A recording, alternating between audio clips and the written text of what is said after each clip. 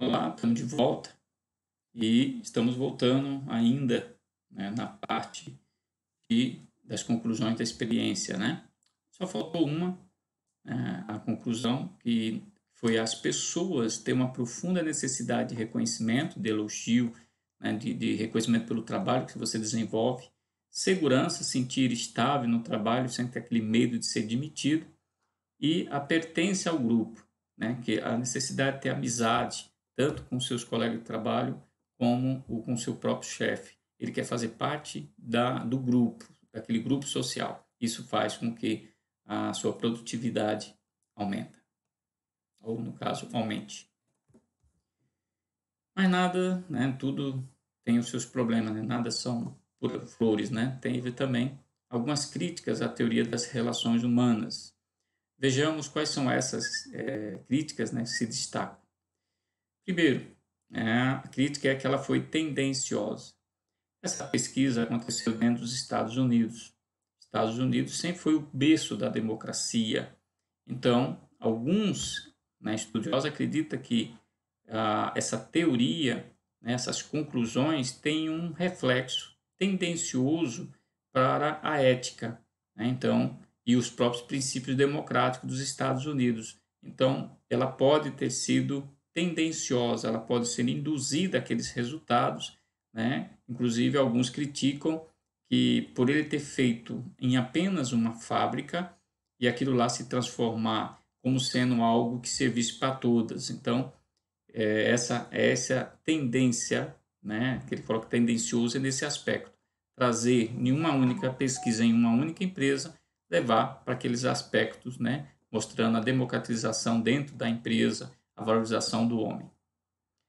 Outra crítica, teórica e não prática. Ela tinha muita teoria. Lembre que Alto Maio ele era um pesquisador, lembro mais ou menos um professor, onde tem muita teoria. E o caso lá de Taylor, de Ford, de Fayol, não, eles eram diretores da empresa, então as teorias de Taylor, Ford e Fayol era fácil de ser aplicada, porque ela era bem prática. Já a teoria das relações humanas de Alto Maio, ele trabalhava teorias que nem sempre condizia com a realidade da empresa. Teve um empresário, inclusive, que disse: tudo isso é muito interessante, mas o que psicólogos e teóricos em geral parecem esquecer é que tenho que obter lucro e produzir bem. Então, ele pode se preocupar somente com funcionários e os meus resultados. O bem-estar é muito justo, ele não discordava disso, mas é, no final das contas, um problema secundário na indústria e não a sua função principal. Então, primeiro vou me preocupar com o lucro. Não é a minha preocupação principal me preocupar com o funcionário, porque a visão das relações humanas, ele focou tanto no funcionário, criou o funcionário como um coitado, né, que tinha que ter toda a proteção, e a empresa falou: se você ficar focando só no funcionário, e a empresa vai terminar não tendo lucro, porque era-se muito benefício que eles queriam que fosse dado ao funcionário. Uma outra crítica, agora feita pelos próprios psicólogos, é que as conclusões de Maio são óbvias, não teve nada demais. Mas vale salientar, se era um tom óbvio assim, porque os outros então não fizeram, né, não defenderam essas ideias. Então percebe um pouco aí também de um pouco de ciúme dos outros psicólogos. Uma outra crítica, oposição cerrada à teoria clássica. A teoria clássica tinha seus problemas, lógico, foi a primeira teoria, né, veio depois a de Fayol, veio Ford, mas se você também criticar tudo aquilo, colocando que toda aquela teoria estava errada, também já é demais. A contribuição da escola clássica é muito grande. E aí eu dou uma ênfase, já expliquei isso quando eu ministrei, não me lembro se foi na escola científica ou foi na escola clássica, que eu falei que, às vezes, próprios livros criam uma confusão, porque Taylor é conhecido como teoria científica, Fayol, teoria clássica. Porém, quando se fala teoria clássica, às vezes está Fayol e, ao mesmo tempo, Taylor, que é o caso aqui. Então, quando você fala assim, a oposição à teoria clássica não era só a teoria em Fayol, não. era também a de Taylor, de Ford ali. Outra crítica, limitação no campo experimental. Isso é, a pesquisa foi feita em uma única empresa e onde tínhamos também poucas variáveis, já que cada grupo estava dentro de uma sala isolada dos demais. Então, houve a necessidade de aprofundar, né, esses estudos para ampliar esse campo de pesquisa para que essas teorias tivessem mais crédito.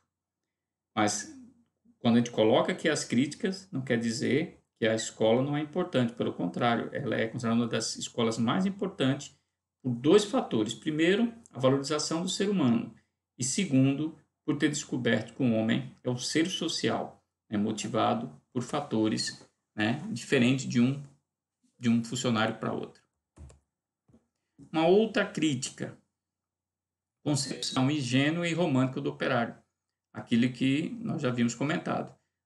Ele tratava o funcionário como um coitado, como uma pessoa ingênua, e nós sabemos que os funcionários não são tão ingênuos assim, né? Eles merecem cuidado, lógico que merecem cuidado, mas dizer que ele é incapaz de se proteger, que a empresa tem que fazer isso por ele, nem tanto, né? Então, eles não são tão ingênuos assim.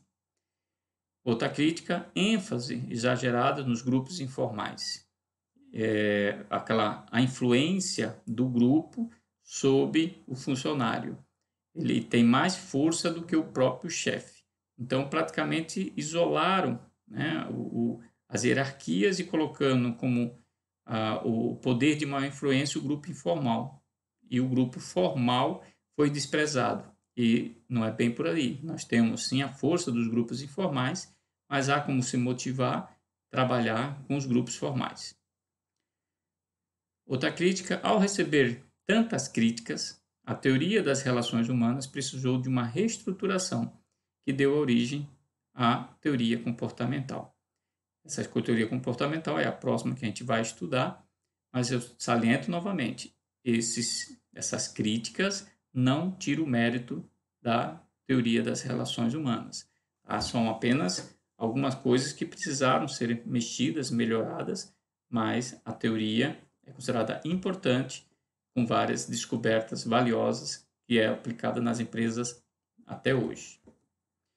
Bom, vocês receberam junto, né, no e-mail ou no WhatsApp uma apresentação, que é essa aqui que a gente está trabalhando nessa aula, e receberam também uma apostila, né, sobre o texto da escola humanística, e também lá eu indico mais 2 vídeos sobre teorias das relações humanas, parte 1 e parte 2, e onde vai aparecer lá na apostila, lá junto com a atividade, os endereços desses 2 vídeos. Então, vocês vão receber o endereço das minhas aulas, para você acessar, e vão receber mais esses 2 endereços desses filmes aqui, Teoria de Relações Humanas, baseado em Alto Maio. E com base nesse material, nessa aula que você está assistindo aqui no YouTube, com a apresentação e com a apostila, e mais esses 2 filmes sobre teoria das relações humanas, depois que você fizer tudo isso, você vai responder a atividade que tem no final da apostila, que vale 2 pontos. Tá? Com isso, vocês respondendo, a gente já fecha 80% da nossa nota. Só vai faltar uma outra atividade que vai ser passada na próxima semana para a gente fechar a nota da primeira unidade da nossa disciplina. Então, quando a gente retornar para a sala de aula, a nossa primeira avaliação já vai estar concluída. Essa atividade que vocês estão recebendo, ela deve ser entregue até a próxima quinta-feira, sempre, né, na véspera de um nosso encontro. Então, vocês vão ter aí uma semana toda para poder responder essa questão para me entregar. Ok? Então, gente, bom estudo, tá? Que faça uma atividade aí tranquila, tá? Com toda tranquilidade, e se cuidem para que a saúde prevaleça sobre essa situação aí da pandemia. Um abraço e até mais.